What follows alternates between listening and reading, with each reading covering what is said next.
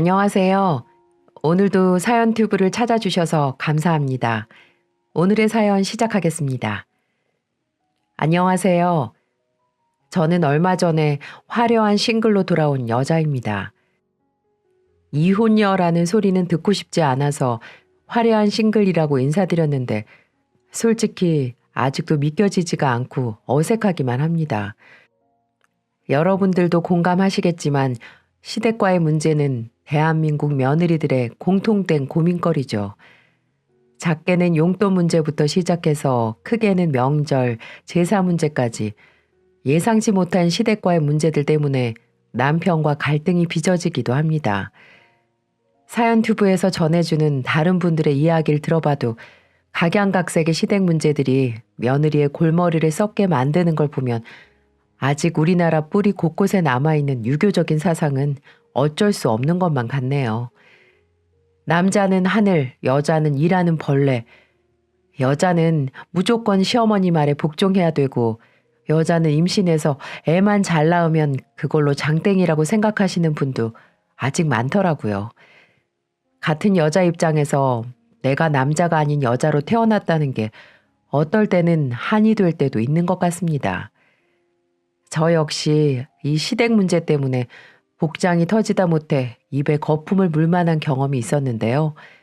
아마 제 사연을 들으시면 세상에 이런 시댁도 다 있구나 이러면서 혀를 차실지도 모르겠습니다. 사실 이런 문제를 공개한다는 게 부끄럽기도 하지만 근심을 푸는 장소라는 뜻을 가진 해우소처럼 이렇게라도 속 깊은 곳에 맺힌 응어리를 풀어볼까 합니다. 저는 결혼 전 어린이집의 교사였습니다. 담당하고 있는 애들은 물론 학부모들 사이에서도 친절한 오소리 선생님이라고 소문이 나 있었죠. 제 이름이 오소은이어서 애들이 붙여준 별명입니다. 아이들을 돌본다는 게 결코 쉬운 일은 아니지만 저에겐 천직 같은 직업이었어요. 천진한 아이들을 매일 보며 돌보는 일이 정말 즐겁고 보람찼거든요. 이유 없이 제게 친절한 오소리 선생님이란 별명이 붙은 게 아니랍니다. 세상 둘도 없이 친절하고 나긋나긋한 제 성격이 결혼과 동시에 와르르 무너졌다면 믿어지시겠어요? 하긴 가끔은 저조차도 믿어지지 않을 때가 있으니까 정말 기가 막힐 노릇이죠. 하지만 사실이에요. 전 상상을 뛰어넘는 시댁을 만난 덕분에 제 좋은 성격을 다 망치고 말았거든요. 남편은 중소기업에 다니던 건실한 남자였습니다. 친구 소개로 남편을 만나게 됐는데 첫인상이 참 마음에 들더라고요. 덩치에 비해 수줍어하는 모습도 귀여웠고 허세 하나 없는 진솔한 모습에 호감이 갔습니다. 그렇게 우리는 연인이 되었고 결혼을 전제로 만남을 이어갔죠. 연애를 하는 동안에도 그 남자는 절 단 한 번도 실망시키지 않았어요. 술을 좀 좋아한다는 건 있었지만 저도 술을 즐기는 편이었기에 그다지 문제가 될 거라는 생각은 들지 않았습니다. 그런 단점보다는 듬직하고 성실한 태도가 훨씬 더 크게 느껴졌죠.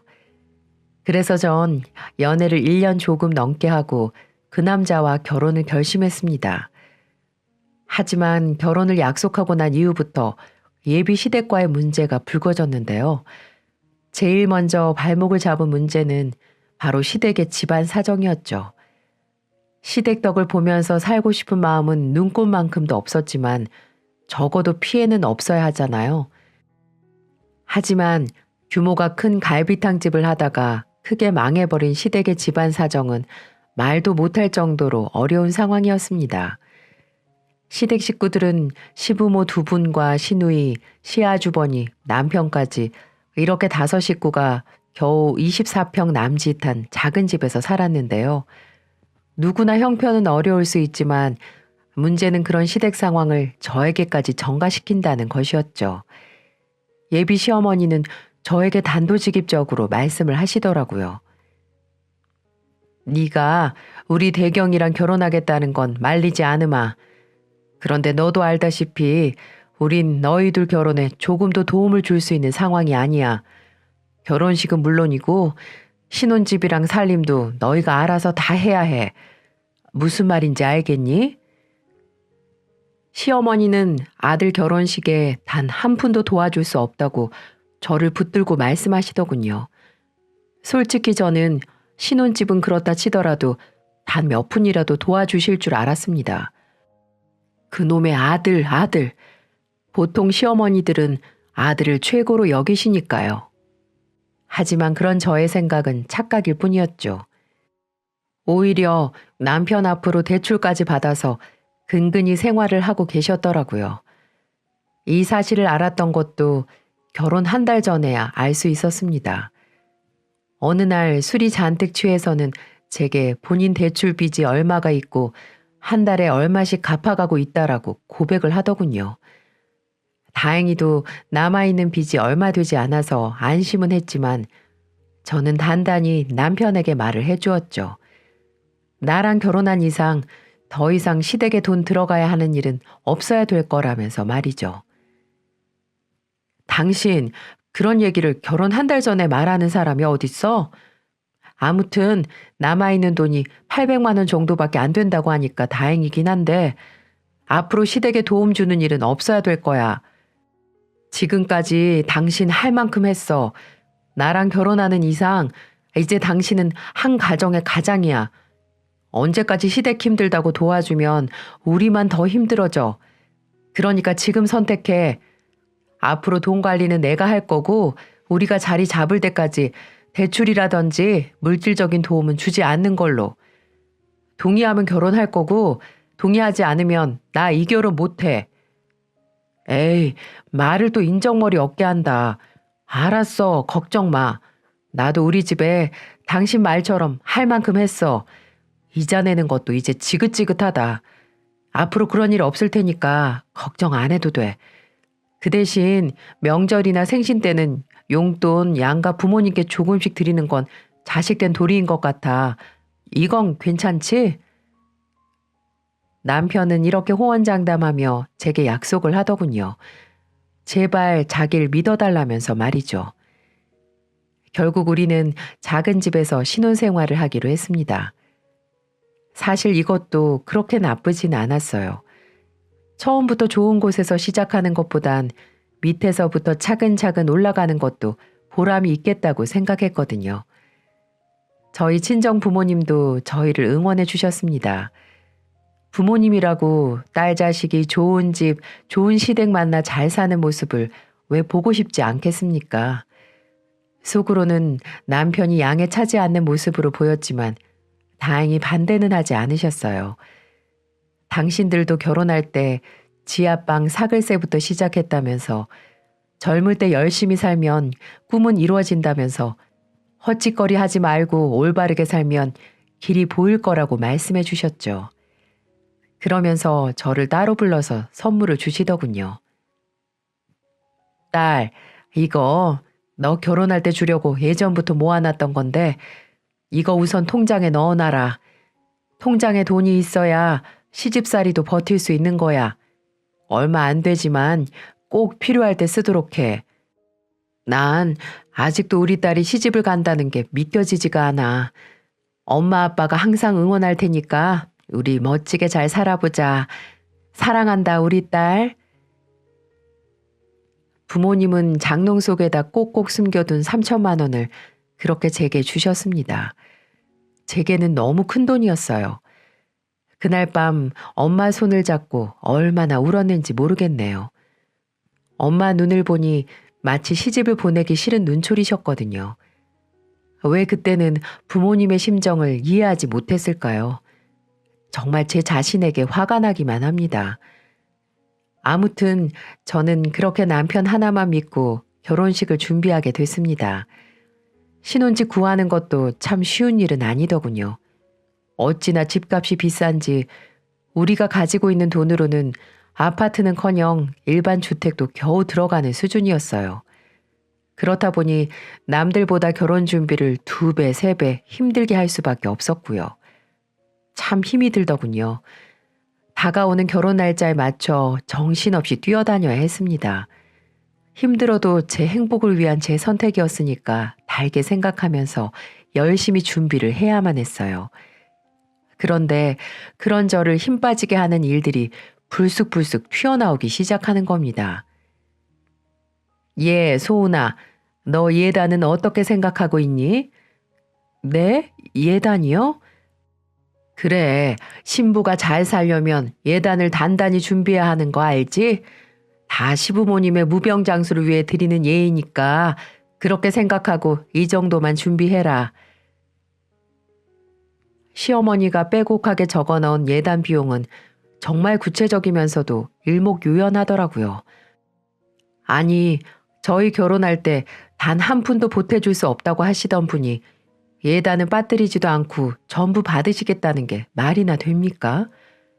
시어머니의 메모에는 이불 예상 비용 얼마, 반상기 예상 비용 얼마, 은수저 예상 비용 얼마, 현금 예단 얼마 등등 너무 자세하게 담겨 있었고 현물 예물은 생략하고 그 비용을 보태서 오직 현금 예물로만 달라는 식으로 적혀 있는 거예요. 그렇게 해서 요구한 예단비가 2천이나 되더라고요. 그 액수를 보니까 입도 다물어지지 않았습니다. 저도 예단에 대해선 기본적으로 생각해 둔 바가 있었지만 어머니가 저렇게 나오시니까 그마저도 하기 싫어져 버리더군요. 일단은 웃는 낯으로 시어머니가 주신 목록을 받아왔지만 절대 이대로는 받아들일 수가 없었습니다. 전 신랑을 붙잡고 하소연을 했죠. 오빠, 어머니가 예단 비용으로 2천을 달라시는 게 말이 돼? 우리 신혼집이랑 신혼살림 준비하느라고 쇠가 빠지는데 어머님은 우리 사정 아시기나 한 거야? 게다가 어머님이 그러셨잖아. 우리 결혼하는데 한 푼도 못 보태주는 대신에 결혼 준비에 관해서는 일체 신경 쓰지 않으시겠다고. 그런데 예단을 이렇게 많이 달라시면 어쩌라고? 그러네. 내가 잘 말씀드려서 예단은 간소하게 하는 걸로 할게. 미안해. 우리 엄마가 아직 정신을 못 차렸나 보다. 간소하게 하는 것도 난 싫어. 처음에는 이불이라든지 몇 개 생각하고 있었는데 갑자기 이렇게 목록까지 작성해서 내게 내민 건 얼마나 날 우습게 보셨으면 그렇겠어. 그것도 자식들 결혼 비용은 한 푼도 도와주지 않으면서 신혼집도 얻을까 말까 하는 자식들한테 이렇게 2천만 원을 요구해도 되는 거야? 나 기분 나빠서 예단 생략할래. 그러니까 당신이 말씀 잘 드려. 전 정말 황당했습니다. 아들을 장가 보내고 마치 장사하는 것처럼 예단비를 작성하는 걸 보고 충격을 받지 않을 수가 없었어요. 그래서 이에는 이, 눈에는 눈이라는 마음으로 모든 예단을 거절해버렸습니다. 처음부터 호구라는 꼬리표를 달고 싶지 않았거든요. 이건 저희 친정 부모님도 잘했다고 하시며 동의를 해주셨고요. 소은아, 원래 옛날 사람들은 예단비를 중요시 여기긴 했는데 이 엄마가 봐도 이건 아니지 싶다. 잘 선택했어. 이 엄마가 이불이나 좀 보내줄 거니까 넌 신경 쓰지 마라. 요즘 세상에 누가 예단비를 저렇게 한다고. 부모가 다 부모가 아닌가 보다. 엄마, 나 처음부터 기죽고 살고 싶지 않아. 그이도 내 말에 동의했으니까 예단비는 신경 안 써도 될 거야. 한 푼이 아쉬운 판국에 왜들 저러는지 모르겠다. 에휴, 참 결혼이 쉽지가 않네. 사람들 말 들어보니까 결혼 준비하면서 파혼하는 사람들 많다고들 하던데 그 심정 이해가 가. 대한민국 시어머니들 대체 왜 그러는지 모르겠어. 저는 이렇게 친정 부모님에게 하소연을 했습니다. 제 얘기를 진심 어린 마음으로 들어주는 유일한 분들이셨으니까요. 부모님도 제 의견에 힘을 실어주셨고 남편 또한 그랬기에 제가 조금이라도 힘을 낼 수 있었던 것 같습니다. 시어머니는 제가 그런 결정을 내리자 많이 서운하다는 표현을 하셨지만 그래도 어쩌겠어요.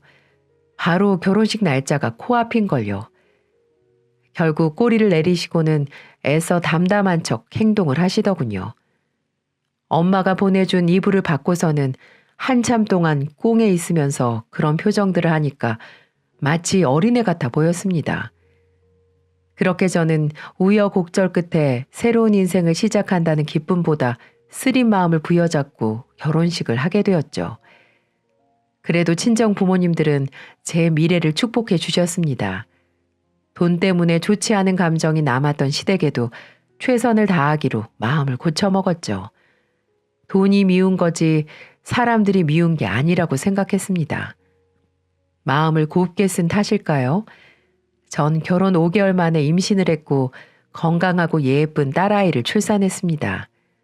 아직도 귀한 손녀를 보며 기뻐하는 친정 부모님 모습이 제 눈에 선하네요. 특히 과묵한 편이었던 친정 아버지가 손녀를 얼싸안고 한박 웃음을 짓는 모습은 머릿속에서 떠나질 않습니다. 그런 손녀가 겨우 머리를 들고 기어 다닐 수 있을 때쯤 아버지는 췌장암이 발견돼 투병 생활을 하셨고 모질고 독한 항암 치료를 몇 번이나 견디면서도 삶에 대한 의지를 꺾지 않으셨어요. 우리 어여쁜 손녀딸 유치원 가고 학교 가는 건 보고 죽어야지. 운동회도 가고 소풍도 따라가서 맛있는 것도 사주고 그래야지. 친정 아버지는 병원에 누워 계시면서도 제게 그런 말을 입버릇처럼 하셨어요. 저도 그런 아빠가 분명 병을 털고 일어날 수 있을 거라고 믿었죠. 하지만 하늘도 무심하시죠. 결국 아버지는 손녀가 유치원에 가는 걸 보지도 못하고 세상을 뜨고 말았습니다. 흔히들 회복하기 어려운 환자를 두고 마음의 준비를 하라는 말을 하지 않습니까? 저희 식구들도 의사에게 그런 말을 들었죠. 그래서 호스피스 병동이며 납골당이며 여러모로 준비를 하면서 마음을 다잡고 있었는데요. 하지만 아무리 마음의 준비를 한다고 해도 사랑하는 사람이 떠나는 슬픔은 견디기가 어렵더군요. 장례를 치르는 내내 영정사진 속에 웃고 계신 아버지를 볼 때마다 무척 힘이 들었습니다. 그런데 말이에요. 친정아버지 장례를 치르는 내내 시댁 식구들이 코빼기도 보이지 않더라고요. 발인 날이 다 되어가는데도 시어머니며 시아버지, 시누이나 시아주버니까지 단 한 명도 볼 수가 없었어요. 너무 이상한 생각이 들어서 남편에게 물었죠. 오빠, 왜 어머님 아버님이 오시질 않지? 무슨 일 있으신가? 아, 사실 하도 정신이 없어서 당신한테 미리 말을 못했는데 엄마는 사돈 장례에는 원래 참석하지 않는 게 관례라고 하던데 어른들은 그렇게 생각하나 봐. 그러면서 나보고 사위 노릇 잘하라면서 말씀하시고 끊으시더라고. 어? 그럼 사돈 장례식에 오빠네 식구들이 아무도 오지 않는다는 거야? 아마 그럴 것 같아. 휴, 나도 뭐라고 할 말이 없다. 참 너무하다는 생각이 들었습니다. 어른들 중 같이 사는 아들이 있으면 경조사 부조금을 묻어간다고 생각하시는 분들이 더러 있다는 얘기를 듣긴 들었지만 이렇게 노골적일 줄은 몰랐죠. 아니 그렇다면 적어도 아주버니나 시누이 정도는 참석해야 하는 게 아닐까요? 당시에는 경황도 없고 너무 슬픈 마음에 깊이 생각하지 않았지만 모든 일이 끝나고 보니까 갈수록 서운한 마음이 드는 겁니다. 그래도 어쩌겠습니까? 시부모님께 찾아가서 따져 물을 수도 없고요. 나중에 어머님이 지나가는 말로 이렇게 말씀하시더라고요. 서운하게 생각하는 거 아니지? 원래 같이 사는 아들이 있으면 사돈 장례에는 굳이 참석하지 않아도 되는 거야. 옛날에는 다 그랬어. 그런 말을 툭 하고 던지는 시어머니가 진짜 얄밉게 보이는 겁니다. 세상에 그런 게 어디 있습니까? 사돈 장례 때 진심으로 조문하면 집안이 망하기라도 하는 걸까요? 참다 못해 저도 은근히 한마디를 했죠. 그럼 딸도 마찬가지예요? 딸도 남편이랑 같이 살고 있는 거니까 만약 시댁 어른이 돌아가시면 저희 엄마도 장례에 참석하지 않으셔도 되는 거예요? 뭐? 어머, 얘 말하는 것 좀 봐. 아들이랑 딸이랑 같니? 아, 그렇구나. 다른 거구나. 그럼 만약 아가씨가 결혼하고 그 사돈댁에 상이 나면 어머님, 아버님은 꼭 참석하시겠네요? 뭐? 그렇지. 얘는 그런데 재수없게 자꾸 죽는 얘기를 해. 부정타게. 시어머니는 벌개진 얼굴로 말끝을 흐리더라고요. 제가 따져 물으니까 내심 찔리신 거죠 뭐. 사실 남편의 여동생인 아가씨는 결혼을 앞두고 있었습니다. 은행을 다니는 남자라는데 시어머니는 아주 괜찮은 사윗감을 들이게 생겼다면서 무척 좋아하셨죠. 아마 그 남자가 시댁으로 인사를 드리러 올 예정인가 봅니다. 시어머니가 제게 이렇게 말하더군요. 아무튼 소은아, 다음 주말에 시간 비워둬라. 은행원 사이가 인사드리러 온다고 하니까 이것저것 음식을 좀 준비해야 하지 않겠니? 네? 제가요? 그럼 너 말고 누가 하니? 네가 우리 집 맏며느리인데. 아니, 아가씨가 결혼을 하는데 왜 제가 음식을 준비해요? 제 사윗감이 아니라 어머니 사윗감이잖아요.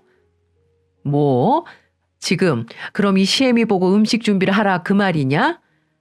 제가 도울 순 있지만 제 일은 아니라는 말씀이죠, 어머니. 아유, 네가 뭔가가 단단히 꼬였구나, 꼬였어. 너 다시는 이 시애미 안 볼 생각이니? 그럴 거 아니면 군소리 말고 주말에 일찍 와라, 어? 아주 협박이나 다름없었죠. 분위기가 하도 쎄해서 일단은 두고 보자는 심정으로 그냥 넘어갔지만 전 그런 시어머니 말에 순순히 따를 생각이 없었습니다. 그리고 신우이의 예비 신랑이 인사를 하러 온 날이 다가왔습니다. 전 시어머니에게 제가 음식 다 준비해서 집으로 가져갈 테니까 아무 걱정하지 말라고 말씀을 드린 다음 그 시간에 맞춰 시댁으로 갔습니다. 어머니가 제가 준비한 음식들을 보고 기겁을 하셨어요. 아니, 얘, 대체 이것들이 다 뭐냐? 족발에다 치킨에다 이건 보쌈? 지금 이런 걸 손님상에 내놓으라고 가져온 거니? 네, 어머니, 요즘 젊은 사람들 다 이런 거 좋아해요. 전 음식 솜씨가 어머님만 못하니까 제 나름대로 준비한 거예요. 여기 초밥도 사왔어요. 제가 아가씨 때문에 돈을 얼마나 썼는지 모르겠네요. 다 가족이니까 제가 이렇게 신경 쓴 거예요. 시어머니는 모르는 척하며 너스레를 떠는 제 모습에 기가 많이 막혔나 봅니다. 하지만 이내 손님이 도착한 바람에 제게 더 이상 뭐라고 하지는 못하셨죠.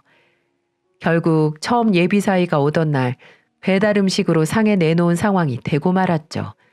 얼마나 그 상황이 웃기던지 제가 이런 건 시어머니에 대한 며느리의 작은 복수라고 해야 할까요?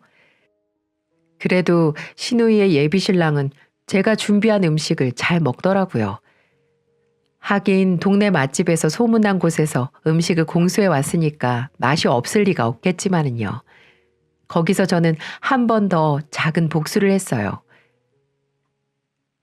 어머, 배고프셨나 봐요. 은행에 다니는 능력 좋은 사이 온다면서 그렇게 좋아하시던데. 어째 음식은 입에 맞아요?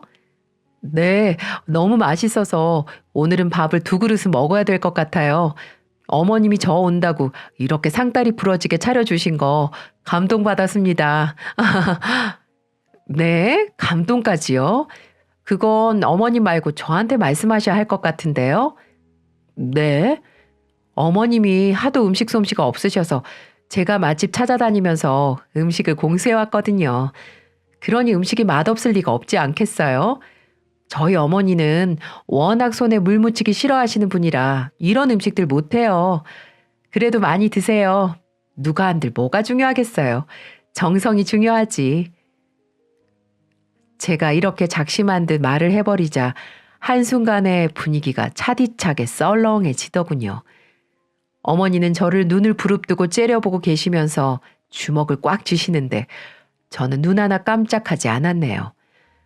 시어머니는 친정아버지 장례식에 참석하지 않은 것이 못내 마음에 걸렸는지 제 소심한 복수에도 결국은 끝까지 참으시더라고요. 남편도 마찬가지였어요. 사실 남편이 제게 한마디 할 줄 알았거든요. 그런데 오히려 저보고 잘했다며 제 편을 들어주더라고요. 그것으로 전 시댁이 장례식에 참석하지 않은 응어리는 풀기로 했죠.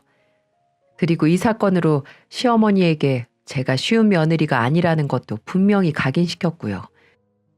사실 그 뒤로는 시어머니와 대면대면 하긴 했지만 결혼할 때 예단 문제나 이번 장례식 사건도 생각이 나면서 차라리 성격 맞지 않은 시어머니와 그렇게 지내는 편이 더 낫겠다 싶더라고요. 그렇게 전 시댁과 적당한 거리를 두며 살았고 나름 그 생활에 적응하며 편안하게 지냈습니다. 그 뒤로도 아이를 둘이나 더 낳았죠. 하지만 시어머니는 무심한 게 태생인지 아니면 아직도 장가 못 간 아주머님의 핏줄을 기다리시는 건지 손자 손녀들이 태어나도 영 시큰둥했습니다. 그래도 그런 시어머니의 반응에 그다지 신경을 쓰지 않았죠. 아이 셋을 키우며 사는 일상도 정신없이 바빴고 어차피 우리 인생은 우리가 사는 거지 시부모님이 대신 살아주는 게 아니니까요. 그러던 어느 날 저희 집에서 식사를 함께 하던 시어머니가 남편에게 엉뚱한 말을 하지 뭡니까? 예, 거기 번화가 사거리 알지? 마침 좋은 자리가 하나 났는데 네 형이 큰맘 먹고 호프집을 해본단다. 대경이 너도 알잖냐. 네 형이 그래도 뭐 하나 하겠다고 마음 먹으면 끝까지 하는 스타일이잖니. 장남이 일 한번 해보겠다는데 부모 형제들이 도와야지 어떡하겠냐? 그래도 대경이 네가 형편이 좀 나으니까 형 한번 도와주는 게 어떻겠니? 시모 말은 그러니까 백수 아주버니가 호프집을 하려고 하니 우리 보고 자금을 빌려달라는 말이었어요. 전 화들짝 놀라고 말았죠. 한두 푼도 아니고 억소리가 나니까 당연히 놀랄 수밖에요. 아무리 형님이라지만 저희가 돈을 쌓아놓고 사는 것도 아니고 뻔한 남편 월급에 애를 셋이나 키우는데 그만한 돈을 어떻게 빌려주냐고요. 그리고 아주버니는 마음만 먹으면 끝까지 하는 스타일이 아니라 한 군데 직장을 6개월도 버티지 못하고 그만둬버리는 참을성이 부족한 스타일이거든요. 어머니, 그게 무슨 말씀이세요? 저희가 그만한 돈이 어딨다고요. 너희야 집도 있고 대경이도 직장 생활 오래 했으니까 대출이 나오지 않겠니. 이자는 큰애가 잘 챙겨준다니까 이번 한번 돕는 걸로 하자. 아니요 어머니, 그걸 왜 어머니가 결정하세요? 그리고 아주버니가 장사를 하는데 왜 우리가 빚을 져야 해요? 이건 정말 아니지 않아요? 그럼 형제끼리 도와야지 누가 돕겠니? 자금이 없으면 장사를 하지 않는 게 맞죠. 그리고 아무리 형제라지만 그렇게 큰 돈을 빚까지 내서 어떻게 도와드려요? 너는 꼭 그렇게 매정하게 말을 해야 속이 시원하니? 잘 나가는 동생이 형 좀 도우면 어때서 그래? 그렇게 잘 나가는 동생 아니고요. 애를 셋이나 책임져야 하는 가장이에요, 어머니. 어머니는 똑같은 자식인데 왜 저희한테만 내놓으라고 하세요? 뭐라고? 내가 언제 내놓으라고 했니? 자리 잡을 때까지만 그깟 돈 좀 빌려주는 게 그렇게 못할 일이냐? 네, 그깟 돈 그럼 어머님이 빌려드리세요. 저희는 절대 그 돈 못 빌려드려요. 사정도 안 되고요. 그래, 됐다 됐어. 독한 마누라 때문에 형제 사이 이렇게 점점 멀어지겠구나. 네가 이래서 어디 대경이가 눈치 보여서 살겠니? 시어머니는 제게 독서를 쏟아내곤 집으로 돌아가셨어요. 솔직히 좀 더 부드럽게 거절할 수도 있었겠지만 아마 그랬다면 어머니는 절대 포기하지 않았을 거예요.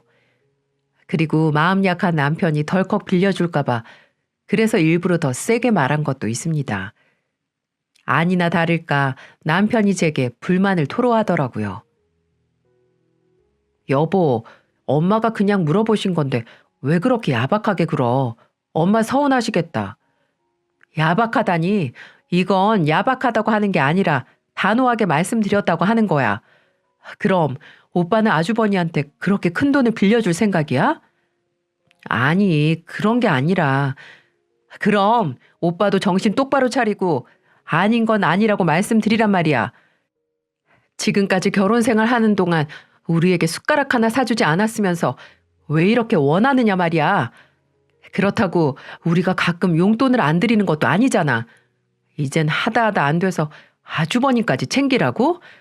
난 절대 그렇게는 못해. 당신도 아무리 자식이라지만 호구되기 싫으면 가만히 있어. 남편은 이렇게 제가 못을 박으니 알았다고는 했습니다. 하지만 제게 제대로 뒤통수를 때리더군요. 정말 이 지긋지긋한 집구석.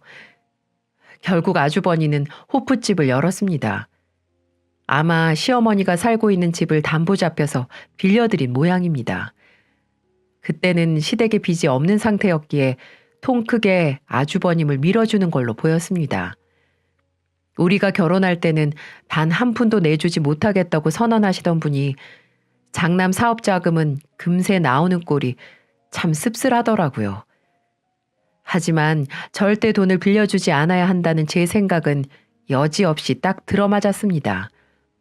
어느 날 형 전화를 받은 남편이 제게 넌지시 말해주더라고요. 에휴, 형 가게 접는다는데? 뭐? 벌써? 아직 2년도 안 됐잖아. 그렇긴 한데 형 말로는 수지 타산이 너무 안 맞나 봐. 월세도 너무 비싸고 인건비에다가 물건값 이것저것 제외하면 마이너스가 큰가 봐. 아무리 팔아도 적자만 난다는 거야. 직원도 줄여보고 자기가 주방도 들어가 보고 했는데도 인건비 건지기도 힘든가 보더라고. 거봐, 내가 뭘 했어. 아주버님은 장사할 스타일이 아니라니까. 그리고 요즘 시국에 장사하는 사람이 어딨어? 내가 그렇게 말릴 때 들었어야지. 아유, 큰일 났네. 그 가게 여느라고 돈이 상당히 많이 들어갔을 텐데. 아주버님의 호프집은 2년을 버티지 못하고 폭삭 망해버리고 말았습니다. 제법 목이 좋은 곳에 자리를 잡았지만 그만큼 새도 비쌌고요. 사람한테 사근사근하고 친절해야 단골도 생기고 하는 건데 제가 본 아주버님의 성격으론 어림도 없는 일이었죠. 인테리어며 권리금이며 들어간 돈은 상당한데 이건 뭐 투자 금액의 절반도 건지지 못했답니다. 그 덕에 어머님은 매달 불입해야 할 이자에 허덕일 수밖에 없었죠. 나쁜 일은 한꺼번에 닥친다고 했던가요? 아주버님의 사업이 망하자마자 시누이가 이혼했다는 소식이 또 전해졌습니다. 은행원 사위를 뒀다고 좋아했던 어머님에겐 하늘이 무너지는 소식이었죠. 시누이는 성격 차이 때문에 못 살겠다고 떠들었지만 음주 가무 좋아하고 개떡 같은 성격을 가진 시누이를 어떤 남자가 잘 받아줄 수 있었을까요? 안 봐도 비디오였습니다. 그 뒤로 저도 시댁을 몇 번 들여다봤습니다만 그 좁아터진 집에서 시부모님과 아주버니 그리고 다시 돌아온 시누이까지 복작복작 지내고 있더군요. 다 큰 자식들을 다시 키워야 하는 시부모님 심정은 어땠을까요? 참 한심하기 짝이 없더군요. 저희 집하고 참으로 비교가 되더군요. 저희 친정집은 48평형 아파트인데요. 아버지가 돌아가시고 난 뒤 어머니와 남동생 둘만 살고 있었거든요. 그러니 시댁을 친정집이랑 비교하면 제 눈엔 정말 복잡해 보일 수밖에 없었죠. 그렇게 기세 좋던 시어머니도 얼굴에 그늘이 져선 한숨을 푹푹 쉬는데 치근한 생각까지 들더라고요. 하지만 무작정 장남을 지원한 어머니 잘못이니까 누구를 탓할 순 없죠. 자칫 제가 시어머니 꼴이 될 뻔했다고 생각하니까 등골이 서늘해지더라고요. 하지만 시댁의 불행이 제게도 번져버린 걸까요? 그로부터 몇 년 뒤 유방암을 앓고 있던 친정엄마가 투병 생활 1년을 견디지 못하고 돌아가시고 말았습니다. 아버지를 떠나보내고 나서 엄마까지 연이어 암으로 보내야 했으니 제 마음은 뻥 뚫린 듯 황망하기 그지없었습니다. 언제나 제 편이 되어주고 저를 아껴주던 엄마, 너무 가슴이 아팠습니다. 하지만 떠난 엄마를 추억할 겨를도 그리 길게 가질 수 없었네요. 전 새 아이를 돌봐야 할 엄마였고 아이들은 슬퍼하는 엄마를 잘 이해하지 못했습니다. 그렇다고 남편이 그런 절 위해서 힘이 돼주는 것도 아니었어요. 첫째 때는 육아나 집안일을 적극적으로 도왔던 남편도 둘째, 셋째 때는 그때만큼 돕지 않더라고요. 툭 하면 잦은 술자리를 가졌고 주말마다 꼬박꼬박 조기 축구는 빠지지 않으면서도 집안일에는 소홀했죠. 이 문제로 여러 번 티격태격했지만 남편에게서 개선될 여지는 보이지 않았습니다. 그래서 저도 더 이상 기대하지 않고 포기한 지 오래였어요. 친정엄마의 장례를 치른 후 남동생이 제게 이런 말을 하는 겁니다. 누나가 조카들이랑 이 집에서 살아. 여기 애들 학교 다니기도 좋고 집도 넓잖아. 난 어차피 결혼 약속한 친구가 있어서 그 집에서 지내려고 해. 뭐? 그럼 동거를 한다는 거야? 우리 결혼하기까지 오래 걸리지 않을 거야. 여자친구가 회사에서 맡은 프로젝트가 있는데 연말에 그거 끝나면 내년 초쯤에 결혼하려고. 그러니까 누나 매형이랑 널찍한 곳에서 살아. 참 배려심이 깊은 동생이었습니다. 자기는 어차피 지낼 곳이 있으니 제게 넓은 집을 양보하겠다는 것이었죠. 제가 어차피 재산은 공동 상속되는 것이니까 매매를 해서 공평하게 나누자고 해도 팔지 말고 가지고 있어야 이득이라며 사양을 하더라고요. 결국 저는 동생의 제안을 받아들이기로 했습니다. 조금 있으면 애들이 커서 사춘기가 접어들 텐데 공부방도 하나씩 만들어주고 싶었거든요. 나중에 동생이 결혼을 하게 되면 마땅한 재산을 나누어 주기로 했고요. 이런 사실을 남편에게 알려주니까 남편도 무척 좋아하더군요. 이제 애들 데리고 더 넓은 집에서 살 수 있으니까 싫을 이유가 하나도 없었죠. 그래도 남편이 대놓고 좋아하니까 왠지 모르게 서글픈 생각이 들더군요. 남편의 머릿속엔 장모가 세상을 떠났다는 슬픔보다는 큰 집이 생겼다는 기쁨이 더 큰 것처럼 보였습니다. 어쨌든 현실은 현실이니까 씁쓸한 감정을 삼키고 이사 준비를 하고 있었습니다. 그러던 중 시어머니가 저희 집에 박스를 몇 개씩이나 들고 찾아오셨더라고요. 전 이 모습을 보고 기함을 하고 말았습니다. 어찌나 사람이 이렇게 간사한지. 엄마 장례식에도 안 온 양반이 집을 큰 곳으로 옮긴다고 하니까 쥐새끼처럼 찾아오더군요. 어머니, 들고 오신 게 뭐예요? 이거 한약인데 애들이랑 너희들 먹으라고 좀 지었다. 한약이요? 갑자기 웬 한약이에요? 내가 잘 아는 한의원이 있는데 성장기 어린이한테 좋은 약을 좀 달랬더니 이거만한 게 없다면서 지어주더구나. 약 지은 김에 대경이랑 네 것도 한 채씩 지었지. 부모들이 건강해야 자식들도 잘 크는 거잖니. 어휴, 그래도 한꺼번에 이렇게나 많이 지으셨어요? 돈도 꽤나 들었을 텐데. 내가 니들한테 언젠가 보약 한 채씩 지어줘야지 했는데 이제야 해주는 거야. 그러니까 부담 갖지 말고 잘 챙겨 먹어라. 네. 저는 이때까지만 해도 시모의 검은 속내를 알지 못했습니다. 그런데 슬슬 숨겨진 발톱을 꺼내기 시작하더군요. 우리 아들한테 얼마 전에 들었는데 사부인이 계셨던 본가로 이사 가기로 했다고? 어머, 그 얘기를 벌써 들으셨어요? 네, 아직 동생이 살고 있어서 확실히 날짜가 잡힌 건 아닌데 아무래도 그 동네가 애들 키우기도 좋고 학군도 좋고 해서 옮기는 게 좋을 것 같아서요. 그건 그렇지. 사돈댁 위치야 두말할 나위 없이 좋지. 평수도 꽤 되지 않나? 네, 48평대 아파트죠. 그래, 48평대면 정말 운동장처럼 넓겠구나. 애들 키우면서 살기엔 너무 넓지 않을까? 넓긴요, 애가 셋인데요. 5식구 살다 보면 그 평수도 은근히 부대껴요. 아무리 그래도 우리 집만 하겠니? 너도 알다시피 24평대에서 네 식구랑 살아봐라. 숨이 턱턱 막힌다니까. 하긴 어머님네는 내 식구 살기엔 좀 좁긴 하죠. 그래서 말인데 혹시 본가로 들어가면 말이다. 당분간만 네 아주버니랑 시누이랑 살면 안 될까? 네? 누구랑 살라고요?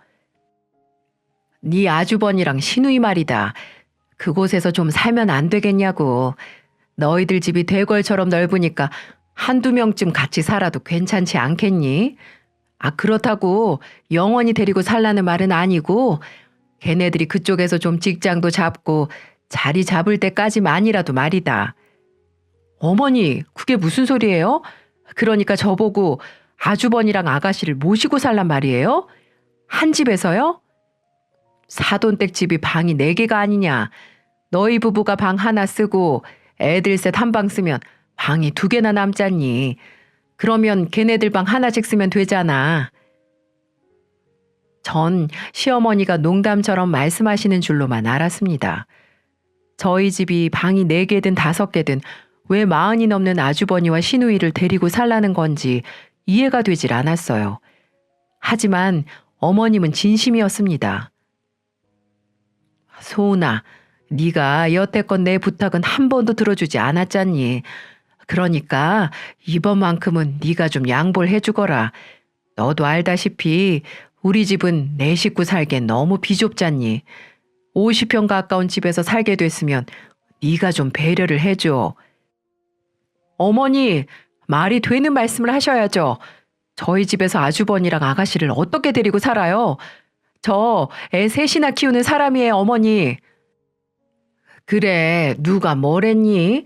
그러니까 당분간이라고 말하잖아. 네 아주버니도 아가씨도 그 지역에서 직장 잡기가 더 쉬우니까 하는 소리잖니. 넌 어떻게 된 애가 잘 들어보지도 않고 도끼 눈부터 뜨고 그래. 그게 그 말이지 뭐예요. 두 사람이 직장 잡고 자리 잡을 때까지 모시고 살라는 게 말이나 되는 얘기예요? 어머니, 대체 저한테 어디까지 바라시는 거예요? 얘가 정말 네가 언제 내가 바라는 거 시원하게 해준 적이라도 있어? 누가 들으면 잘난 며느리가 나 호강시켜준 줄 알겠다 얘. 어머니, 제발 좀 그만하세요. 무슨 말 같지도 않은 말씀을 자꾸 하시는 거예요? 뭐? 말 같지도 않은 말? 넌 아니면 아닌 거지. 시애미한테 못하는 말이 없어? 어쩐지 한약을 지어왔다 싶었습니다. 결국 어머니는 언감생심 이런 엄청난 걸 요구하기 위해서 약을 준비한 겁니다. 물론 그 약 정도로는 제게 먹힐 리가 없지만은요.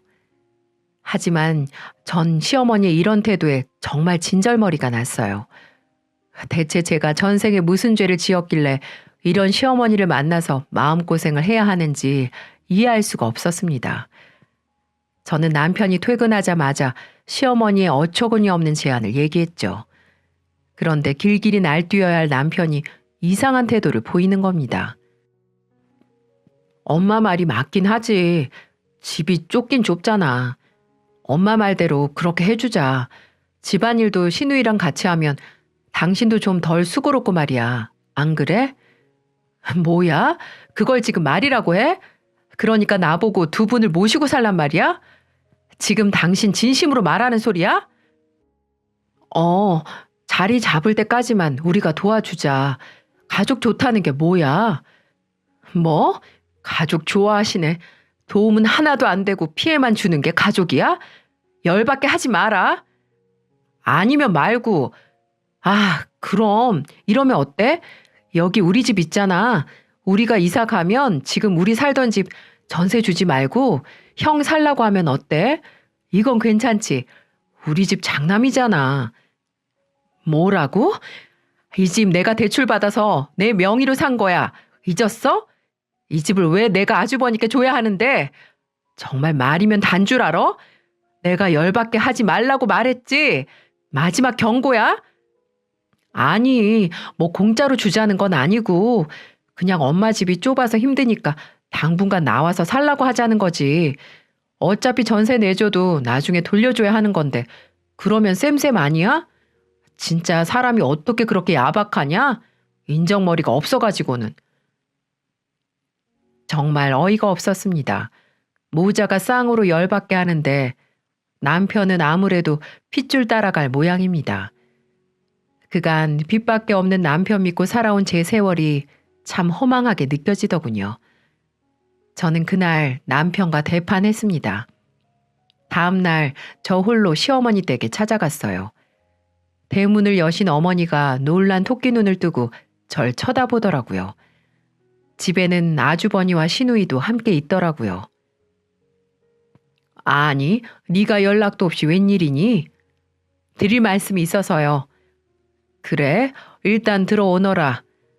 아니요. 그냥 여기 서서 말씀드릴게요. 모두에게 해당하는 사항이니까 잘 들으세요. 모두의 시선이 현관에 서 있는 제게 집중됐어요. 전 딱 부러지는 목소리로 분명히 말씀을 드렸죠. 저 애들 아빠랑 이혼하기로 했습니다. 이제 빈대 붙는 시댁 식구들도 진절머리 나고요. 그런 식구들을 감싸는 애 아빠도 지긋지긋하네요. 저희가 살던 집도 제가 마련한 거니까 남편에겐 화장실 변기 하나도 내줄 필요가 없고요.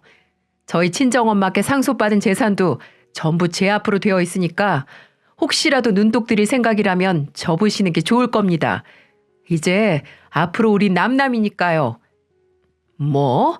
이런 싸가지 없는 것이 어디서 말을 짓거리는 거야? 시모는 이렇게 말을 하면서 제 뺨을 때리려고 하더군요. 저는 그 모습을 보고 시모 손을 낚아채서 힘껏 잡아당겨 버렸습니다. 아, 이거 안 놔? 어디서 시애미에게 폭력을 쓰는 거야? 누가 제 시어머니예요? 전 당신 같은 시어머니 둔 적 없어요. 이제 안 한다고요. 어디서 함부로 손찌검을 하려고 하세요? 저 열받게 하지 마세요. 저 눈 돌아가면 무섭습니다. 아시겠어요? 저는 이렇게 큰 소리를 치며 이혼을 선포하고 문을 박차고 나와버렸네요. 그리고 저는 곧바로 변호사를 선임해 이혼 소송을 진행했습니다. 남편도 혼자서 애들 키우는 게 힘든지 순순히 양육권을 넘겨주더군요.